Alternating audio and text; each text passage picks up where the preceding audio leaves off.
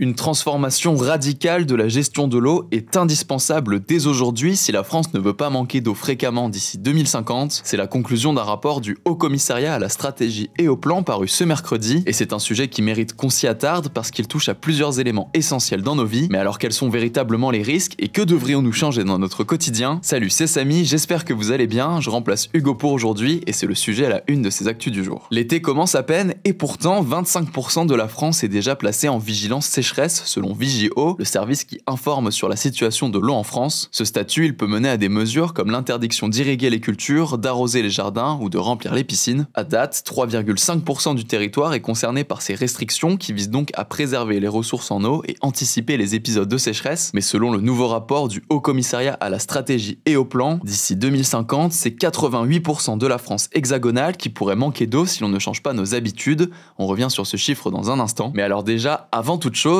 qu'est-ce qu'il se passe concrètement pendant un épisode de sécheresse? La sécheresse est un événement climatique naturel qui survient lorsqu'un territoire est en manque d'eau pendant une période anormalement longue. La durée exacte dépend du contexte local, mais vous l'aurez sans doute remarqué, ces sécheresses ont tendance à devenir de plus en plus fréquentes et de plus en plus importantes avec le réchauffement climatique. D'une part, le réchauffement climatique entraîne plus d'épisodes de canicule qui empêchent donc l'eau de se régénérer, et d'autre part, il risque également dans un futur assez proche de faire augmenter considérablement nos besoins en eau et notamment pour l'agriculture. La sécheresse peut venir d'un manque de pluie, mais aussi d'une utilisation trop intensive de l'eau disponible. Mais d'autres facteurs auxquels on pense moins spontanément peuvent aussi entrer en jeu. La déforestation peut par exemple venir perturber le cycle de l'eau. En effet, les arbres jouent un rôle essentiel, leurs racines absorbent l'eau de pluie, ce qui permet de recharger les sols. Ensuite, une partie de cette eau est même rejetée dans l'atmosphère, ce qui participe aux précipitations. Donc moins il y a d'arbres, moins ce processus peut avoir lieu. Et un autre sujet à prendre en compte, c'est aussi l'artificialisation des sols. En transformant des sols naturels en surfaces imperméables, comme des routes, des parkings ou des bâtiments, on empêche l'eau de s'infiltrer dans les sols et donc de recharger les nappes phréatiques, ces grandes poches d'eau qui se situent sous terre. Bon, maintenant qu'on a dit ça, revenons-en au rapport. Il prend l'exemple de l'été 2022 pour illustrer ce qui pourrait devenir la norme d'ici 2050 si rien ne change. Vous vous en souvenez peut-être, mais l'été 2022 avait été marqué par de très importantes sécheresses, les plus sévères depuis au moins un demi-siècle selon le gouvernement. À ce moment-là, 86% du territoire était en tension à cause d'un temps anormalement sec et chaud. Cette situation faisait suite à plusieurs années de sécheresse et à des hivers peu pluvieux qui n'avaient pas permis de reconstituer correctement les réserves en eau. Mais alors comment éviter que tout cela ne se reproduise? Eh bien pour mettre en place ces projections, l'organisme s'est basé sur 3 scénarios, allant de ce qui pourrait se passer si l'on continue comme on le fait aujourd'hui, jusqu'à un scénario présentant des changements radicaux dans nos modes de vie. Selon le rapport, si rien ne change, 88% du territoire français risquerait de manquer d'eau en été d'ici 2050. Cela signifie que la quantité d'eau que nous pourrions prélever pour nos besoins, comme l'agriculture, l'industrie ou la consommation, sera insuffisante,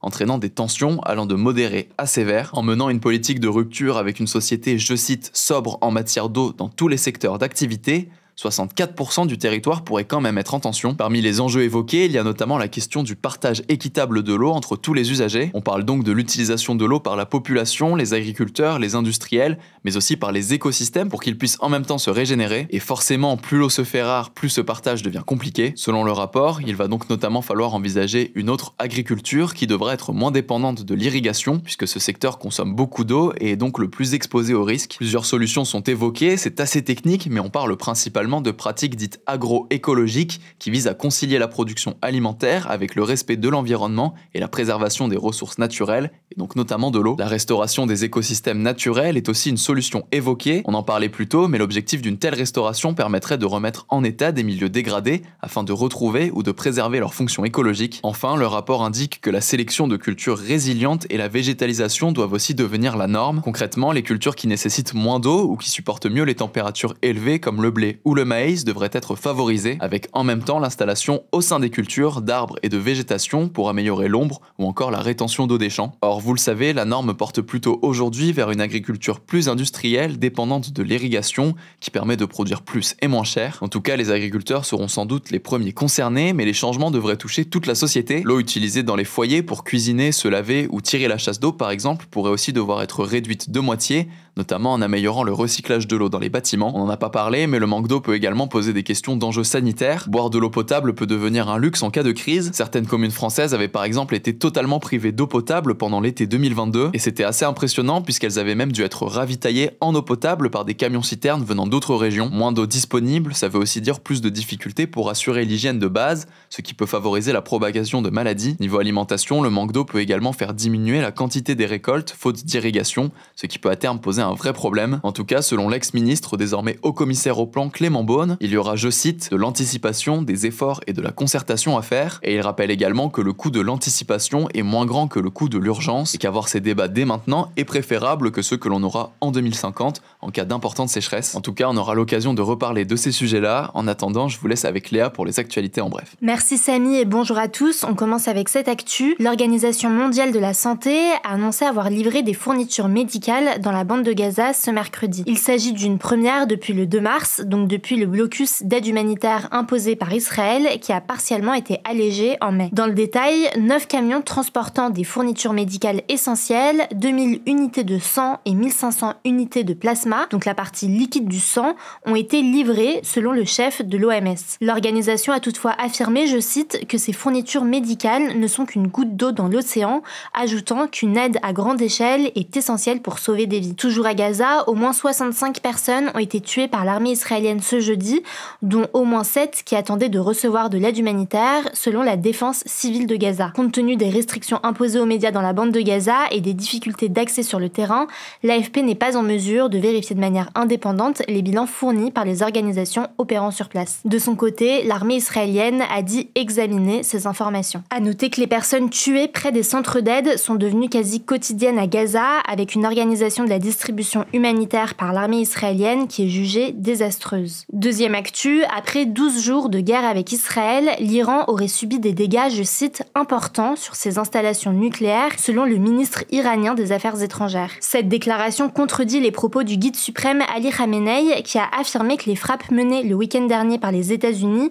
n'ont eu qu'un impact limité. Il a notamment accusé le président des États-Unis Donald Trump d'avoir exagéré leur ampleur. De son côté, Donald Trump a plusieurs fois affirmé que les frappes avaient, je cite, totalement détruit les principales infrastructures nucléaires du pays, mais cette déclaration a été remise en question par un rapport confidentiel du renseignement américain, selon lequel les bombardements par les États-Unis sur les sites nucléaires iraniens auraient seulement retardé le programme nucléaire iranien de quelques mois, sans le neutraliser durablement. L'Iran a indiqué que l'évaluation des dégâts est encore en cours. L'armée israélienne considère qu'il est encore trop tôt pour en mesurer l'ampleur. Troisième actu, après plusieurs semaines de discussions, les États-Unis et la Chine ont trouvé un accord commercial. La Chine a annoncé ce vendredi avoir confirmé les détails de l'accord, juste après que Donald Trump a affirmé que les États-Unis, je cite, venaient de signer un accord. Pour vous redonner un peu de contexte, en mai, la Chine et les États-Unis avaient annoncé suspendre pour 90 jours une grande partie des droits de douane qu'ils s'étaient imposés ces dernières semaines. En fait, Donald Trump avait imposé des surtaxes de 145% sur les produits venant de Chine, en plus des droits de douane déjà existants, et la Chine avait riposté avec 125% de droits de douane sur les produits américains. Pour bien comprendre, lorsqu'un pays impose des droits de douane, ce sont les importateurs qui les paient. Et donc selon un responsable américain, ce nouvel accord comprend notamment une accélération des exportations chinoises de terres rares vers les États-Unis. Ces métaux stratégiques qui sont indispensables à la fabrication de batteries électriques, d'éoliennes ou encore de systèmes de défense étaient un élément clé de leurs négociations commerciales. En échange, la Chine a indiqué que les États-Unis devraient donc lever les restrictions la visant. On suivra ça. Quatrième actu, en France, 14 départements ont été placés en vigilance orange pour canicule ce samedi, a annoncé Météo France. Il s'agit du Gard, de l'Hérault, des Pyrénées-Orientales et des Bouches-du-Rhône qui ont été placés en vigilance orange dès ce vendredi, mais aussi des Alpes de Haute-Provence, des Alpes-Maritimes, de l'Ardèche, de la Drôme, de l'Isère, la Haute-Corse, le Rhône, l'Aude, le Var et le Vaucluse qui le seront donc dès samedi. Les températures maximales prévues pour ce samedi seront proches de 37 à 39 degrés selon Météo France. Météo France appelle donc les habitants à la prudence, notamment pour les activités réalisées en extérieur. À noter que les vagues de chaleur sont appelées à se multiplier avec les années en raison du changement climatique. Cinquième actu, pour lutter contre les déserts médicaux, donc ces zones où il manque cruellement de médecins, 151 zones prioritaires ont été définies par le gouvernement pour recevoir des médecins généralistes volontaires dès septembre. La carte a été dévoilée ce vendredi par le ministre de la Santé, Yannick Neuder. Alors concrètement, des médecins iront exercer dans ces territoires jusqu'à 2 jours par mois sur la base du volontariat volontariat. Les médecins engagés recevront une compensation financière en plus de la rémunération des actes et consultations réalisées. Selon le ministre de la Santé, cette carte, je cite, ne règle pas les déserts médicaux